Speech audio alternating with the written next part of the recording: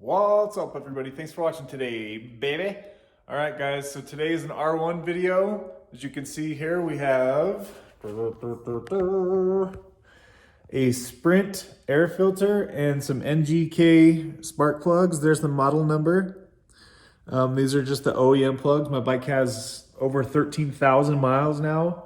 So plugs are definitely overdue, and air filter, I believe, is as well. So I think generally speaking, people say that you're not supposed to do an air filter without a tune, but so far I've ran the exhaust without a tune, but I am getting a flash done soon. So this will be very temporary.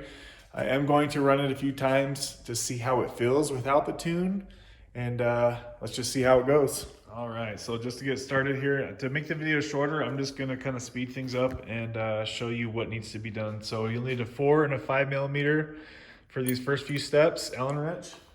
Okay, I've already done this, but you'll start right here and you'll get that bolt out right there under the seat, same on the other side. Okay, then you're gonna take off these 4 millimeter bolts on the side panels here, and then the 1 5 millimeter bolt right there. So I'm gonna pull those out really quick. Okay.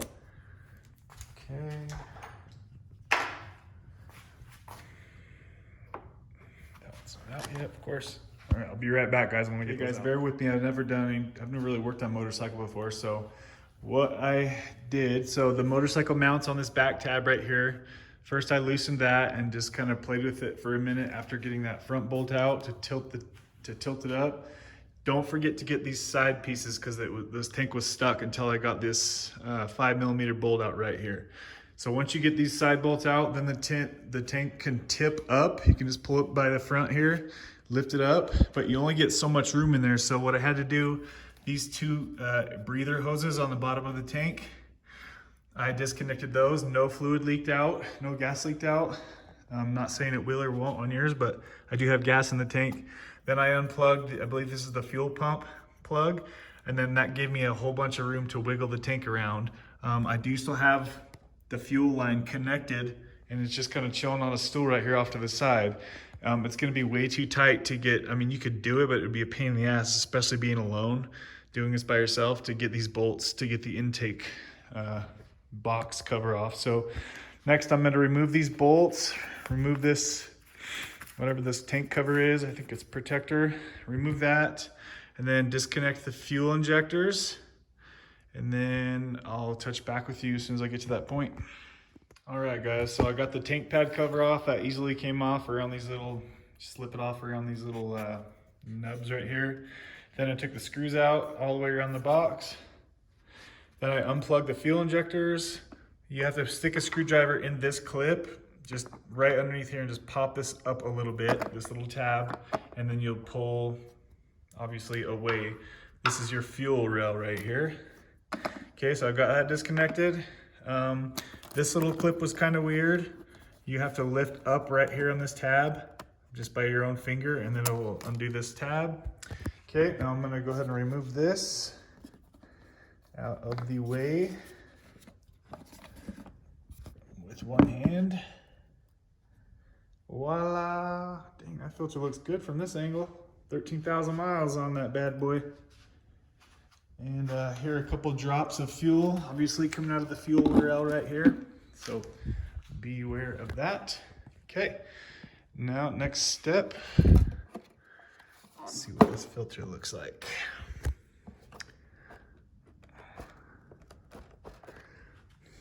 However it comes out, hopefully it's not bolted in there somehow. It doesn't really look like the one I've got. What the hell? All right. So it just pulls right out of there. And that is a goofy looking filter. Oh my goodness. Oh my goodness. This poor bike. Can you guys see how dirty that is in there? Let me get a light on this. Holy crap. I should have did this a long time ago. Look at that. That is nasty, guys. That is caked. This is the factory filter, 2020. Don't go 13,000 miles on your stock intake filter. That has to be holding me back some kind of power. All right, let's go ahead and see what we gotta do next. All right, just something I noticed really quick. So this should really help. I mean, if you what am I trying to say here? Take out of the equation how dirty that filter is. Look how small the opening is for this. This is going to be the opening now. This compared to that, right? So you have this huge box right in here. I mean, that's definitely a bigger opening than this little thing right here, right? So it's just this whole thing is gonna be sucking in air now versus just going through this tiny little tube. So that's pretty cool to think about that. Oh, and another thing too is that it weighs less than half as much. It weighs a lot less. The Sprint air filter weighs a lot less than the factory one. So probably shaving off at least a half a pound, I would say. Probably about a half a pound. So something to notice there. Wow, okay, so this is definitely the hardest part so far, was getting the little bolts way down inside there. You see that? Around the velocity stacks. I had to create this tool. I cut the end of a Allen wrench off and just kind of rigged the things together, because nothing else, a regular Allen wrench wouldn't fit down in there. It's so tight in the holes. You'll see what I'm saying when you try to fit an Allen wrench in there. So you have to kind of finagle something unless you have a good toolkit. I consider myself to have a lot of tools, but I didn't have a long Allen wrench. So you could, if you can't finagle something like this, you can go to the auto parts store. As you can see, you need something really skinny to get down in these holes. There's 4 of them on the front and 2 of them on the back down in there. I've already removed all those bolts. Again, that took me about an hour to get that figured out. Okay, then you take off this clamp that's right here, pull that hose down, take off this clamp, pull that hose down. Okay, and now under it, I've already got this disconnected, but under it, you'll see this clamp right here. That's for the velocity stacks, I believe. If you did everything right, voila. Velocity stacks, you son of a bitch. You are out. Make sure that you don't damage any of the plugs underneath it, so set it on something soft. Keep this stuff away from anything that could get damaged. Okay, guys, we're getting in there. Next, let's see. All right, it looks like I gotta take this thing off, and then the spark plug should be up underneath all this crap. So I'll be right back and let you know what I do next. All right, moving on. So quick thing, I noticed a lot of people that did these types of videos, they left the engine just open right there, and there's all kinds of rocks and things in here, guys. Make sure you cover your engine. You don't want rocks getting inside your motor. That could literally blow your engine. So, okay, so we had an 8mm bolt right here holding this on. There's a little nub that goes through here. You just pop that right. So you're gonna pull it this way and then pull it up off of that little nub right there. That white nub. That just pops right out of there, okay? Then I unclipped this little clip right here. That's for this sensor. It's like an intake temperature sensor. And then there will be this sensor with this Allen head bolt that's gonna be there. You'll take that bolt off and then undo this little nub from the bottom of this. There's a little clip on there that hooks right to this hose. So undo that. So now we can remove this box. Set it aside. Okay, now we're getting to the good stuff. So now we're gonna take off this clip and take off this clip, and we're gonna undo this little sensor right here, so we can push this stuff forward so we can have better room to our spark plug wires right here. So I'll be right back as soon as I get to that step. Freaking finally got one out, guys. So I just got the first one out. This is kind of where we're at so far. As you can see, it's pretty tight in here. The spark plug wires are a pretty big pain in the ass to grab. I used both hands and kind of twisted it and pulled up at the same time. That was pretty dang hard to get out, but you just gotta be persistent with it. I'm really not looking forward to this one over here. They put the plug in upside down, so the wiring harness is really tight right here. So this, I'm just gonna work my way over this one, but I should be able to get these First three pretty easily. Wow. So here's the extensions I was using, a wobbly with a small extension and a 14 to get the spark plug out. And then I'd use this little magnet to get to pull the spark plug out, since I don't have the spark plug puller socket that has a little rubber O-ring in it. So yeah, guys, that's where I'm at. I'm gonna put this first one back in. At least we got one about done, and hopefully I'm just not looking forward to this tight part over here. This whole wiring harness is really tight right here. I didn't have to undo this piece to this. It's just still plugged in over here. I just kind of took those clamps off, pushed everything back, undid the wiring harness for just take the clips off of each of the plug wires. And that's where we're at so far. Let's keep pushing forward. Whew. All right, guys, this is the last one and the hardest one for sure. Definitely probably the hardest part about this whole thing, here's the old plugs, is getting the old plugs out, getting the spark plug wires off. The hand room you have to get, if you have big hands, especially like me, look how deep in there that is. To get in there and wiggle, to get that off, it was not happening. And this number 4 one is the tightest and the hardest part. After many failed other attempts, I had to give it in, and I put some tape on the end of these pliers just so it didn't like dig into it too bad. But I wrapped that in around right there. So what it looked like was pretty much kind of like this. You'll see how it is. You got to get it in there and just be very slow, kind of very slightly.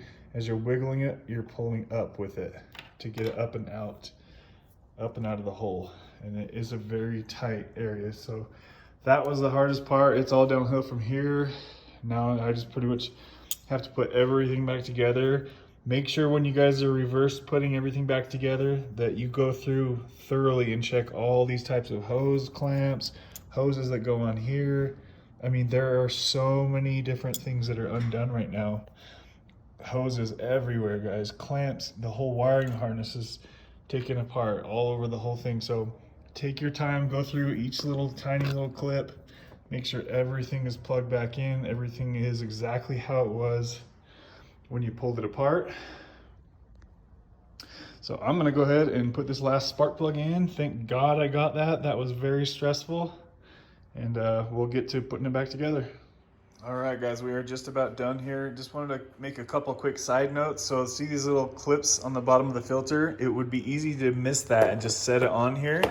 Just set it there. It looks like it could just stay like that. And then the tank, you would think that the tank would seal it up, but then there's a gap underneath it here. It's just chilling. So don't forget to, and this is on the stock filter too, you have to pull it. So make sure when you go in that those clips go in those little holes right here. Okay, so put the bottom in first, and then fandangle it into place. Make sure those bottom clips are in. I'm not going to worry about that right now. I'll do that in just a second. So that also for this job, make sure that you have a lot of tools. This having to cut off the end of this was a normal Allen wrench before, but I cut the end off and then stuck it inside a socket. So it could be skinny right here. It needs to be skinny here for like 2+ inches. I have a lot of tools, guys. I have tons of stuff, and I almost never don't have the tools that I need for the job, but this was one of them. If you don't have pretty dang good background mechanical, I probably wouldn't tackle the spark plug part of it. You could do the intake part pretty easily, but the hardest part was just getting the right tools for the job. To get the velocity stacks off, it literally took me like an hour and a half because I had to figure out a custom tool. But to get them back on, it only took me 10 minutes, if that. Okay, so once I had this right tool, the job was a lot easier. This seriously is probably going to take me in a total of about 5 hours. Getting the velocity stack bolts and then the outer spark plug wires and plugs were the hardest parts of the whole job. The rest of it's pretty easy, just a bunch of like small miscellaneous stuff.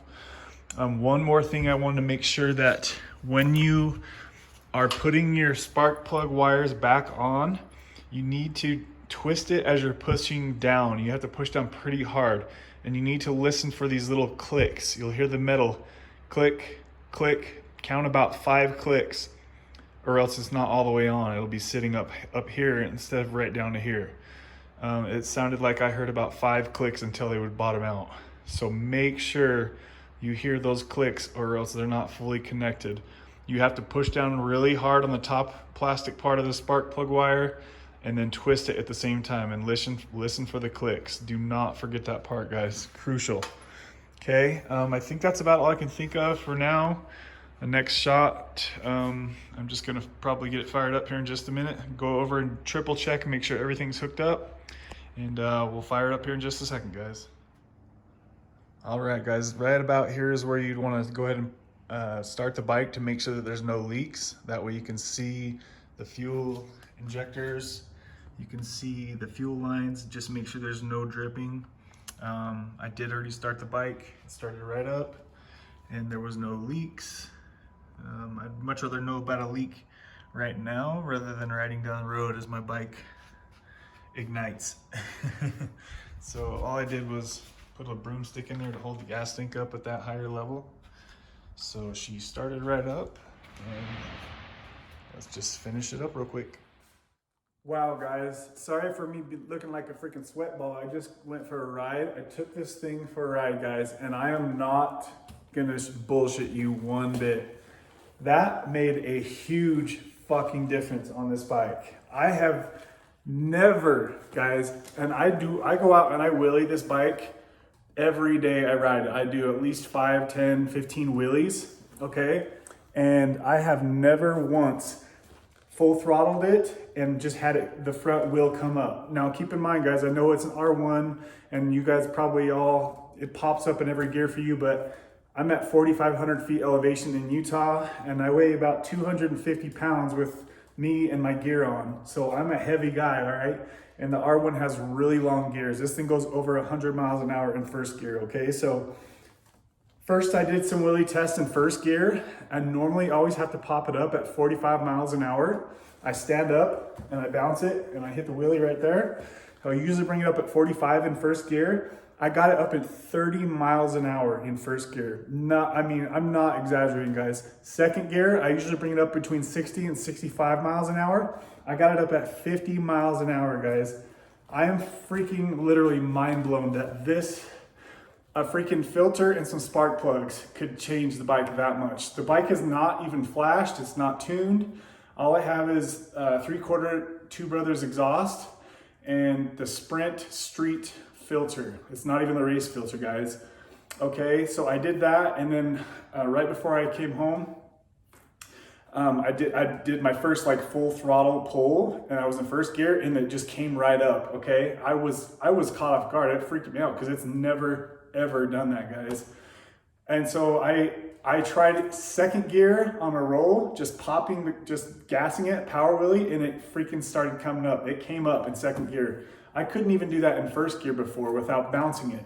So guys, I'm literally almost speechless how much of a difference this makes. I thought maybe like it would be like a little noticeable, but no, guys, it's a big difference noticeable. The instant power that it has now, oh, I should have did this so long ago. I can't wait to get this thing flashed.